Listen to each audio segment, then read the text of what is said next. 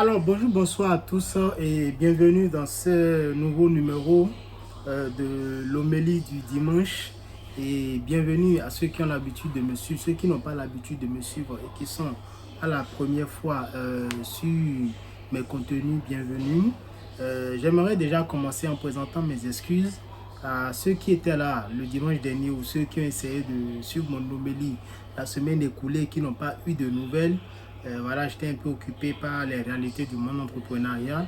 Heureusement, voilà, je vais bien, il n'y a pas de panique générale, juste voilà, des choses de la vie, quoi. Donc je suis là aujourd'hui et on reprend le bateau ou bien le train en marche, comme on dit, et c'est parti.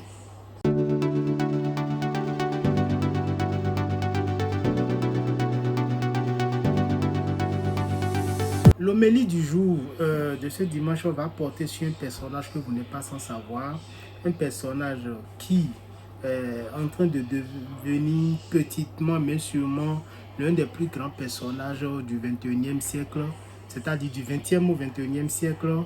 Un personnage majeur au même titre que les Marcus Garvey, les Toussaint Louverture, Anthony Firmin, les pères du panafricanisme, au même titre que Cheikh Anta Diop, au même titre que plein d'autres professeurs, Kalala Omotonde et plein d'autres personnalités que vous n'êtes pas sans connaître. Ce personnage est en train de gravir petitement mais sûrement les échelons pour atteindre les hautes sphères.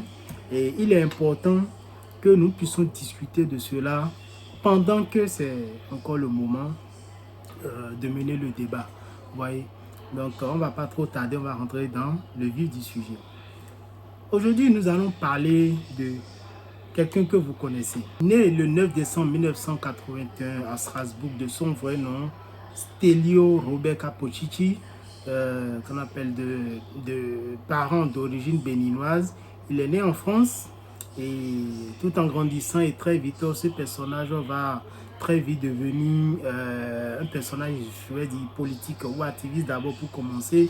Ensuite, un personnage politique désormais très reconnu, très répété et ciblé de par certaines puissances, en même temps chouchouté par d'autres. Et ce personnage est aujourd'hui le sujet du jour. Il s'agit de celui que vous avez su deviner techniquement, Kémy Séba. Voilà. Aujourd'hui, nous voulons parler précisément de Kémy Séba. C'est pas nouveau. Pour ceux qui suivent mes homélies, j'ai déjà parlé de Kémy Séba une ou deux fois. Le jour où il a parlé, il a volé son passeport français. Je crois que j'ai eu à parler de lui dans une autre vidéo aussi encore, sommairement et tout. Aujourd'hui, Kémy Séba a encore franchi un pas et il est important que nous puissions parler de ça. Dans une vidéo qui est en train de faire le tour des médias sociaux ces derniers jours, ces 3 derniers jours, on entend voilà, le leader panafricaniste et le président de l'ONG Urgence Panafricaniste revenir sur sa tournée internationale ou bien mondiale qu'il a tenue récemment avant d'échouer en France où voilà, en action de protestation contre des procédures d'échange de nationalité qui sont lancées contre lui. Il a eu l'initiative de protester en brûlant son passeport français, ce que certains ont approuvé, d'autres, comme vous le savez, ont désapprouvé.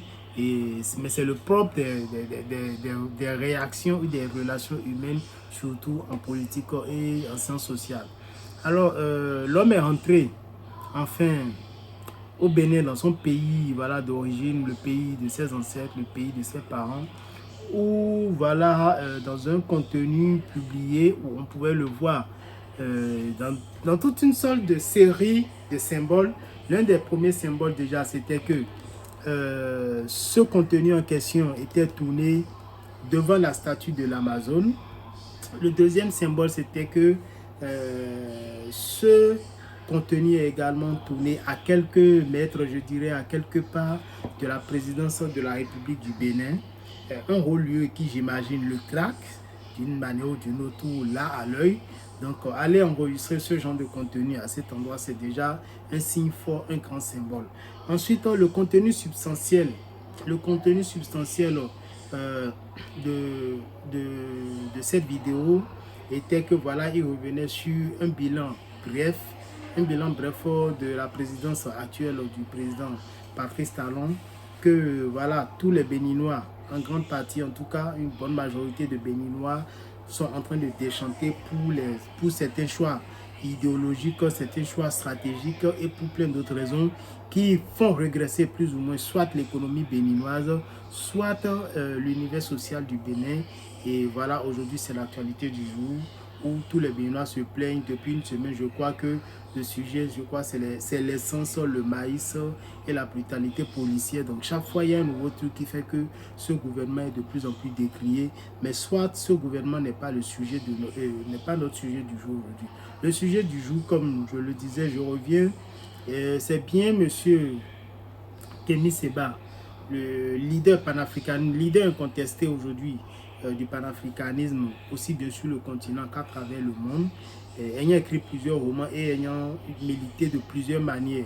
On ne le dira jamais assez si aujourd'hui le débat du franc CFA est devenu officiellement un débat dont aucun dirigeant ne peut acquérir un pouvoir en Afrique francophone sans aborder ce débat. Le débat aujourd'hui des bases militaires françaises, c'est des sujets qu'aucun dirigeant aujourd'hui ne peut se montrer sérieux sans aborder ces sujets. Et on peut dire que c'est des sujets que le leader panafricaniste Kémy Séba et son équipe ont œuvré à mettre au devant de nos revendications, au devant de la scène nationale et internationale, ce qui fait de lui l'un des leaders incontestés de la cause et ayant abordé certains sujets même les plus sensibles. Aujourd'hui, donc, dans le contenu de M. Séba qui passe un peu partout sur les médias sociaux, on entend plus ou moins prévenir de la danse électorale qui va se dérouler au Bénin dans les prochaines années, pour ne pas dire que qui commence déjà, quand on sait que du côté de la mouvance présidentielle, certaines personnes ont été déjà limogées pour avoir abordé le sujet des élections, quand on sait que certaines personnes ont déjà commencé par faire des manipulations et par faire des tractations qu'il faut pour que les élections ne se fassent pas sans eux. Voyez. Et n'oubliez pas aussi que le président Talon, dans un de ses récents interviews ou point de presse, exprimait clairement que les élections de 2026, bien qu'il ne serait pas candidat, bien, je le répète encore, qu'il ne serait pas candidat, il faut que je répète encore une dernière fois pour que les gens comprennent bien. Bien qu'il ne serait pas candidat, qu'il a promis jouer un rôle majeur dans le déroulement des élections pour une raison ou pour une autre, soit pour la conservation de ses acquis, ou soit tout au moins déjà en tant que président s'assurer qu'il y ait une bonne cérémonie pouvant aboutir à une alternance politique apaisée, une démocratie béninoise encore plus apaisée qu'elle ne l'était avant que certaines personnes ne viennent le troubler. Ce n'est pas le point du jour, excusez-moi, je m'en porte très vite. Donc Kémy Séba a promis qu'en effet, s'il n'a jamais dit qu'il serait le candidat, il a quand même promis que les panafricanistes, ça je le dis en substance, c'est ce qu'il a dit, les panafricanistes enverront un candidat. Les panafricanistes auront leur candidat. Ce qui est clair, moi je le disais depuis fort longtemps, la seule question est de savoir est-ce que ce candidat, ce sera Kémy ou ce sera qui? C'est ce que nous veut savoir. Oui, c'est juste ça que les panafricanistes veulent savoir. Qui sera notre candidat?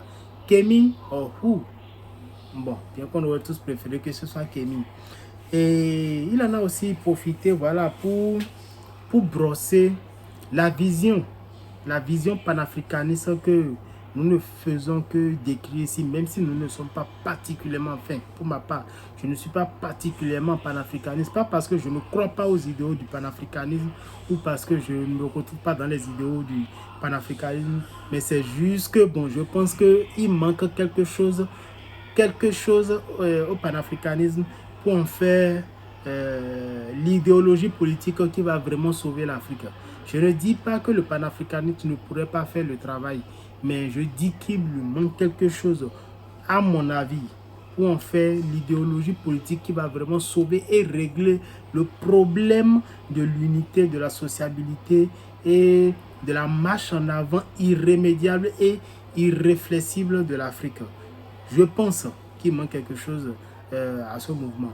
Mais il n'en reste pas moins qu'aujourd'hui, c'est l'un des rares mouvements qui identifie l'Afrique à ses propres valeurs, qui identifie l'Afrique à ses propres intérêts et qui pousse tout ressortissant africain sincère et conscient de la situation de son pays, de la situation de ses intérêts, à savoir que bon, c'est pas ici qu'il doit passer pour que les choses aillent bien. Donc Kémy Séba a annoncé clairement que oui, les panafricanistes enverront un candidat qui vont proposer leur position et tout en affirmant aussi que voilà,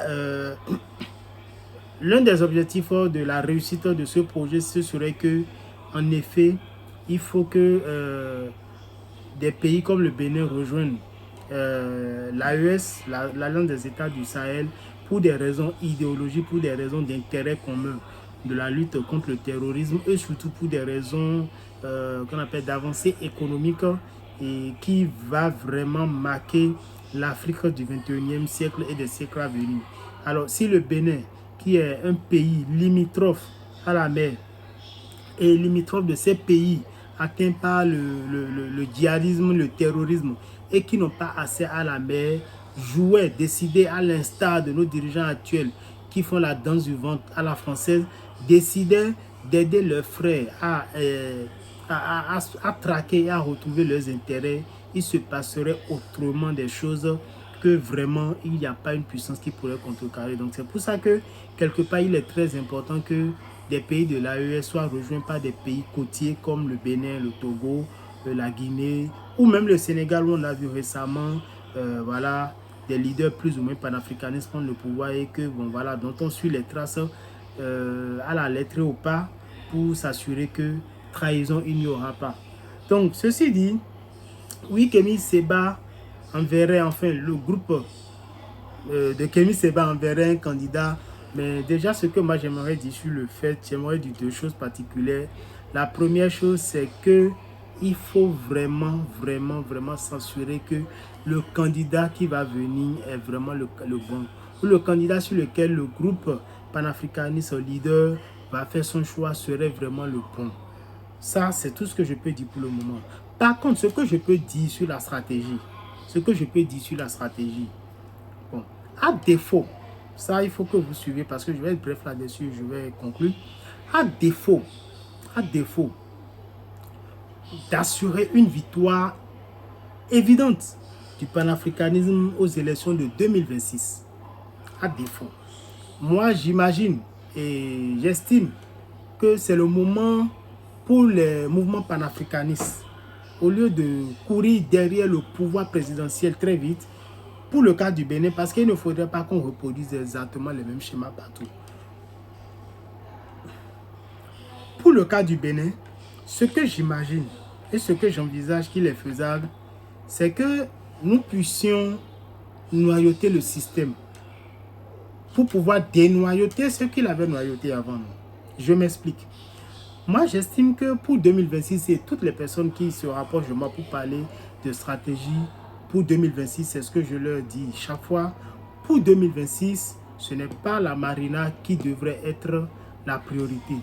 Parce qu'aujourd'hui, officiellement, il n'y a pas un pouvoir ou un parti politique au Bénin en position de s'arroger la marina de manière efficace avec toute notion du peuple comme il faut. Et c'est pour ça qu'il faut d'abord commencer par noyauter le système en s'accaparant de certaines municipalités, en intégrant l'Assemblée nationale. Donc aujourd'hui, si les panafricanistes veulent prendre la tâche au Bénin, veulent que leur idéologie commence par vraiment s'imposer et devenir un peu plus sérieux et donner une alternative visible que les populations vont commencer par voir d'un autre œil, il faut qu'en 2026, des groupes panafricanistes, à défaut de gagner la marina, rentrent dans les municipalités, rentrent à l'Assemblée nationale. Ça, c'est la première chose à faire. C'est la première chose à faire parce qu'aujourd'hui, moi, je suis optimiste, mais je préfère réaliste. Venir de nulle part, avec une idéologie qui était presque inexistante dans notre qu'on appelle environnement sociopolitique et tout, et espérer battre le pouvoir une fois C'est vraiment ambitieux, c'est possible, mais c'est très difficile. Et tel que je vois les choses réellement actuellement, avec la population que nous avons, avec la jeunesse que nous avons là, ça va être encore plus très difficile. Je préfère ne pas mentir. En effet, oui, il serait bien que le panafricanisme tel que nous le voyons aujourd'hui au Bénin, qui se cantonne plus à des activités sociales du groupe Urgence panafricaniste et autres groupes panafricanistes, commence par se dire qu'il faut rentrer dans la danse politique. Commencer par rebattre les débats, les discours autour du code électoral, autour des conditions pour participer aux élections. Et ensuite, se préparer, j'insiste encore là-dessus, à défaut de préparer un candidat pour la présidentielle, tout au moins préparer l'accès ou préparer par tous les moyens l'entrée du groupe panafricaniste, des groupes panafricanistes ou des partis panafricanistes dans les municipalités et dans l'Assemblée nationale. Et je pense que c'est l'un des points qui va nous permettre d'avancer, de pouvoir décoder au fur et à mesure ce qu'il faut décoder pour rendre l'accès à la marina beaucoup plus facile à un parti ou à un candidat issu du mouvement panafricaniste, pour ce qui est le cas du Bénin. Je peux me tromper, mais ça reste pour le moment ma première analyse après avoir écouté les propos du leader panafricaniste Kémy Séba. Et donc j'aimerais, pour conclure là-dessus, parce que je ne veux pas trop perdre sur le sujet, j'aimerais pour conclure là-dessus vous dire que vraiment les temps changent. Les temps changent. Et tous les jeunes qui sont soucieux de ce que l'avenir est en train de nous réserver sur le continent, vous devrez savoir que c'est le moment de vous décider. C'est le moment de décider si vous voulez avancer ou si vous voulez attendre que les vieux avancent et décident quand il le faudra de notre sort. Pour le moment, nous n'avons pas le choix. Notre destin est dans notre main. Nous allons le forger ensemble. Et s'il faudra pleurer, nous allons pleurer ensemble. Vive les mouvements panafricanistes de partout sur le continent. Je le soutiens à 1000%. Même les mouvements panafricanistes que je ne maîtrise pas, je les soutiens. Même si, je le redis encore une fois, je ne suis pas panafricaniste. J'adhère aux idéologies panafricanistes, mais je ne suis pas panafricaniste. Je préfère le dire pour que ça soit clair. Si certains préfèrent, pourraient même m'appeler panafricaniste ou panafricain, je m'en fous, mais je ne suis pas panafricaniste. Mais j'adhère clairement aux idéaux panafricanistes. Comme je le dis, moi je suis kémite, c'est bien pire. Si vous cherchez les panafricanistes et vous pensez qu'ils sont méchants, imaginez un peu les kémites, nous c'est pire. Donc ceci dit, merci beaucoup d'avoir écouté encore une fois mon homélie du jour. Je suis l'avocat Didier Bidé, dit le Nessou, et je suis votre meilleur ami, votre frère. Et comme je le dis, l'homélie du dimanche, c'est le moment de discussion sans tabou, d'analyse ou de commentaire de l'actualité du fait social ou de certaines situations qui engagent notre société ou engagent notre humanité. Donc, prenez le rendez-vous chaque fois que cela sera possible pour suivre l'homélie du dimanche ici sur mes plateformes. Et si vous appréciez ce que vous entendez ici, je vous le redemande encore une fois, partagez, likez, commentez, dites-moi si vous êtes d'accord, dites-moi si vous n'êtes pas d'accord, mais il serait toujours mieux que nous puissions toujours continuer à parler dans la paix, dans la joie. Bonne semaine à vous et ça fait toujours un plaisir de vous revoir. Au TEP et à très bientôt. Au TEP.